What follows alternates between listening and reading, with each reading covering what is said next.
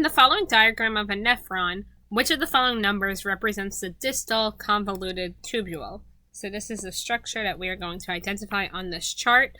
And just to review the distal convoluted tubule, it's a part of the nephron, and this whole thing is the nephron, which is the functional unit of the kidney.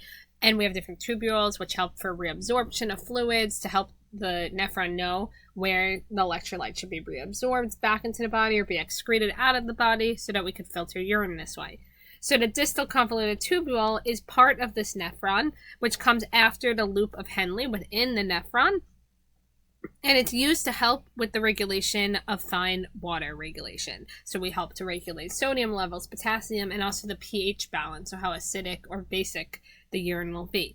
So we want to identify where this is located.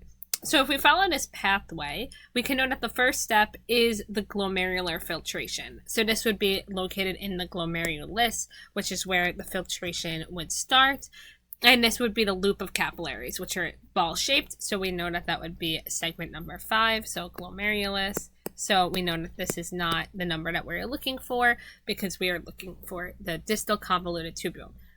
So we could identify number 5, but also if you want to give it an X, so you know that that's not what we're looking for. Moving on to step 6 on this diagram, we know that number 6 is the Bowman capsule, which also helps to filtrate and primarily make urine. So this would be your Bowman's capsule, which also helps with filtration. Then moving along, we have stop number 7. This is your proximal convoluted tubule, and this is where the filtrate would go extensive modification. So mostly electrolytes and other essential substances. It would go back into the blood if need be at this stop. So this would be your proximal one. So again, we can eliminate number 6 and number 7. We know that that's not what we're looking for here. So then we know that following that the filtrate then would enter the loop of Henle, which is number 4 over here. So this is your big loop of Henle, and this also is where there's extensive reabsorption if needed of certain electrolytes, and it helps to concentrate the urine. And then after the loop of Henle, then it will enter the distal convoluted tubule, which is what we're looking for. So we know not number 4, that would be your loop of Henle. And then after that, moving on to 8. This would be your distal convoluted tubule, which is what we are looking for to identify to answer this question.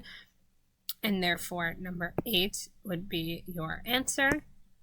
And we can continue along here. After the distal convoluted tubule, then the urine would further be modified.